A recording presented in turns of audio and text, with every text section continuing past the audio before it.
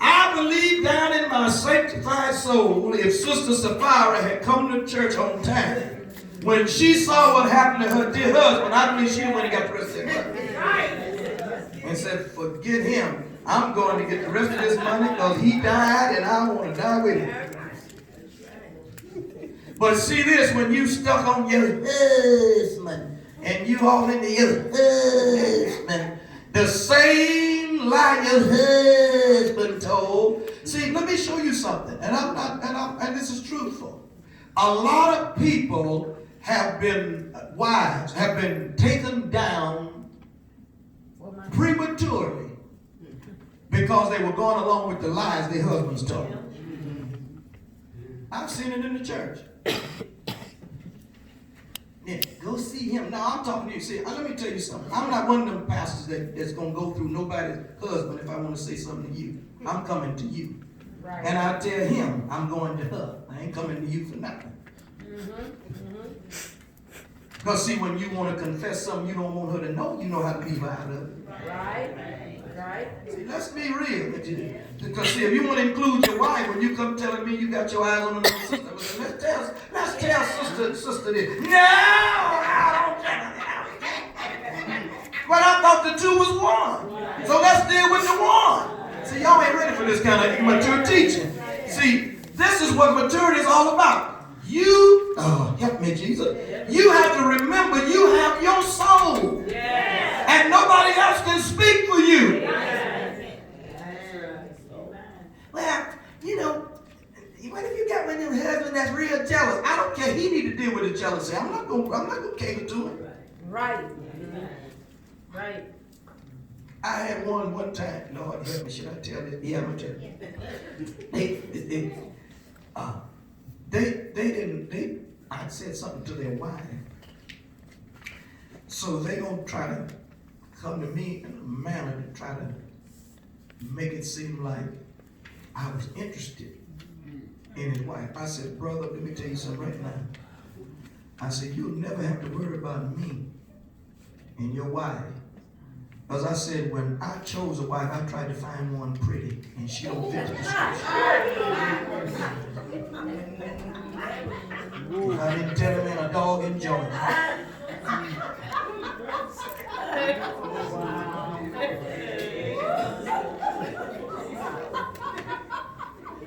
He been fine with me ever since.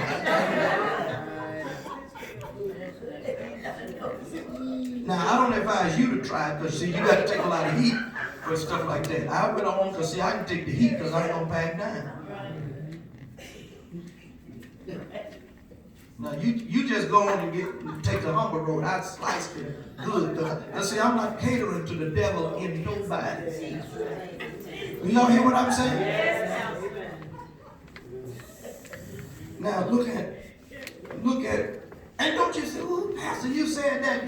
Listen, everybody in here that married anybody, don't you think they look good? You know when somebody look decent, when somebody ugly? Everybody ain't pretty to you. Well, you got to love everybody. I love everybody, but ain't no need to talk about everybody pretty because God don't. I believe God forgive for lying, but I don't know about will for lying.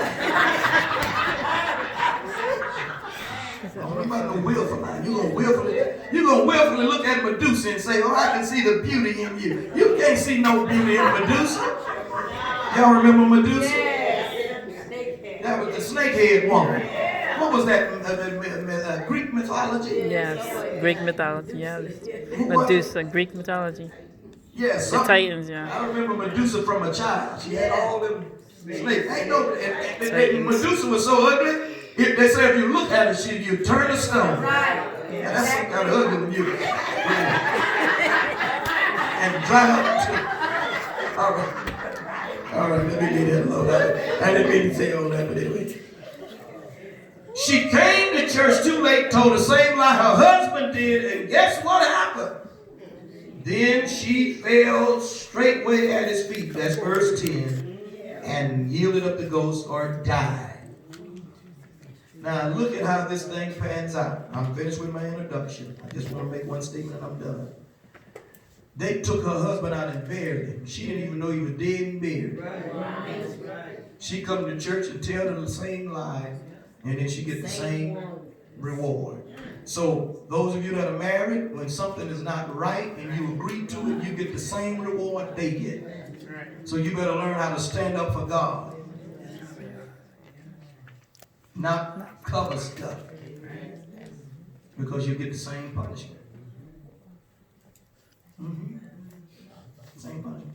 Now, go back to Deuteronomy, let me end right here. I just want to show you the idea that their mind, their heart was filled to capacity. If your mother tap her, you say filled to compassion. With a lie that God said this is it. See, what the scripture calls immature is doing silly, petty stuff that doesn't add value to your spiritual walk. See, it's petty to call telling lies. That's petty. And even a liar don't want to be lied to. You lie to them, they're just about to jump on you. They'll tell you a lie and feel like you ought to buy it as the truth. But the moment you lie to them, they will have a whole, not even a half a fit, they have a whole Baptist fit on you.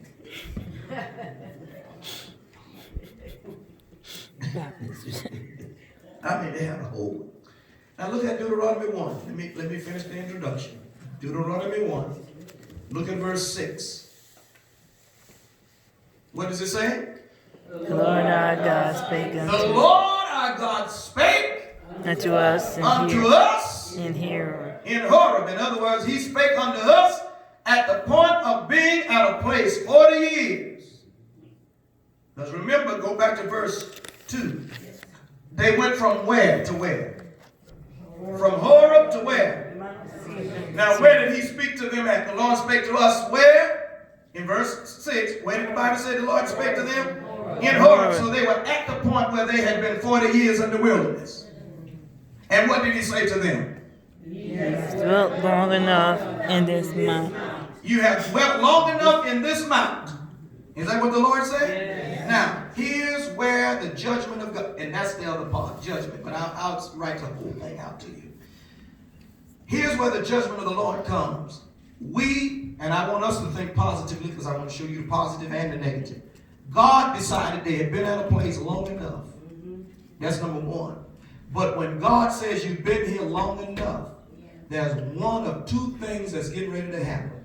Some are going to live to see where he's taking them, and others are going to die. That's the principle to be learned. Because when they left the wilderness on their way to the promised land, there were those died in the wilderness. That was God's judgment. But then there was another group that made it. Now, if you notice, those who died in the wilderness were always those who rebelled. That's right. Amen. Thank you, Jesus. You got to watch people that's in church got a problem with everything. Everything. They got a problem with everything. Everything. Jesus. You got to take a vote on getting new carpet. I ain't voting on nothing. When I get ready to get this junk out of here, I'm getting new. When you come in here, it's already done. Right. I told them in Hartford, they were like, the carpet ripped back here, so it's going to stay ripped. We ain't getting no new carpet to the weather break. We're going to keep on stomping snow in this.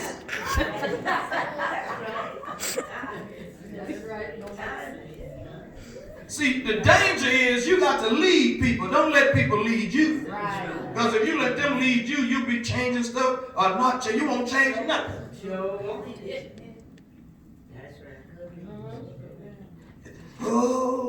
Oh, can't move nothing out the way. I was sharing with a pastor just today. I was sharing with them. They were planning to do some things, and they felt like I had some inspiration and some insight I could give them. And I said to them, I said, with the move you're about to make, I said, always remember, there are going to be members in your church that never grow up to join you. They're going to always be the previous pastor members. And the reason you know that is because everything you do, they're going to judge it by what the previous pastor did. Then he said, well, what do you do in a situation like that? I said, you pay them no attention. You tell them, Moses, my servant, is dead.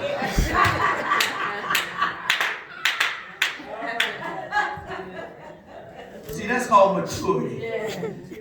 Even in people getting married, that's another reason some of you don't need to marry a second time. Ain't no need in marrying a second time and trying to make them like the first one. Right. Some people get married, they can't even change the curtain. My wife bought them. I don't even like that color. Right. Right. And I want to raise a question. I want to be very, I don't know, I won't say devilish, but I want to, nah, I shouldn't do that. Controversial. Why is it? Some of you sisters going to have to help me. Maybe not tonight, I want you to ponder it. Let's see, y'all had the biggest problem. Why is it you'll marry another man, but can't live in the house the previous wife lived in? I live in it. I don't know. I ain't living in that house. Go ahead and live there. I ain't driving that car. Well, you got the same man she had. Ain't none of that changed. Everything she had, you got all of that. You fine with that.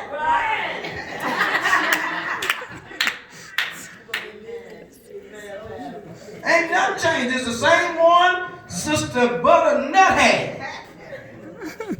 I ain't living in that house. I ain't sleeping in that bed. Bishop. I ain't eating off that plate. Yes, ma'am. If there's any new wife that has a problem staying in that same house, they don't never need to stay in a hotel because people use them beds all the time. They don't know.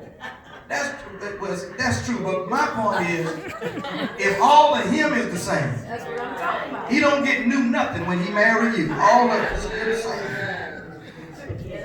But you got to get a new house, a new car, new furniture, and we sound south, we say furniture. New furniture. Amen. Okay, now, somebody said, why did you bring that up, Pastor? I'm bringing it up because I'm trying to show you how some things are very immature.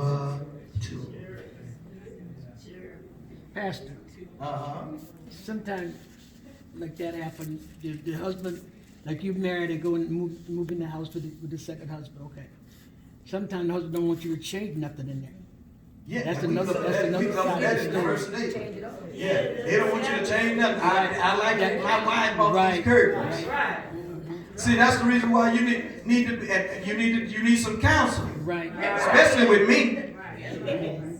Now see, I'm one going to turn over the table. I'm going to do just like Jesus. I'm going to knock over the table. Now see, we're going to get down to the nitty gritty. Do you want anything in your house changed? Well, no. Is everything that you have working? Well, sometimes.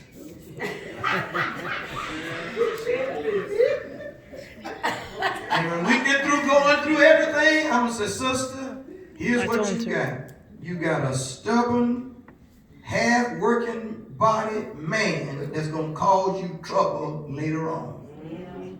Because see, I do a summary of all the stuff, and then I tell him, brother, you got a jealous, whatever. Now, if you still want to take the risk, go for it. But just know you do not have a June Cleaver. Why am I talking this crazy stuff? It's immature to act in certain ways. And you need to get that stuff straightened out quick. And you don't wait and say, well, I'll find out later. You may find out something later you wish you had never known. Some things waiting would have given you the edge. But because you moved too fast, now you got to go through. See, I'd rather wait to get the edge on it than to have to go through and now I'm suffering. And you're going to suffer in silence. You in Connecticut, you're going to suffer in silence. You will suffer inside. Because some families are even set up to make you think you do what you told. Tell them, oh no, my daddy didn't treat me like that. Oh no, we didn't have that. My father taught us how to be men, but he taught us how to love our wives. He showed by example. We didn't get that to crazy stuff. Some of you, your fathers would teach you some crazy stuff. Yes. And if they're teaching you how to have more than one, that's telling you something wrong with their mind. Yes. Amen. Amen. That's immature. I'm finished. My introduction went longer than I wanted to. I'm stopping. I'm going to quit. What's your take home? Your take home is keep in mind some things we are struggling with now we shouldn't have had to if we would have listened. Because God gave them instructions, go forward, but they started complaining. Complaining will get you in trouble. Yes. Does that make sense? Yes. I thank the Lord for this Bible class because during this consecration, You can close your Bibles. I'm finished. something you said If you want. during the consecration, the Lord spoke that word to me. He said to me, I fell in the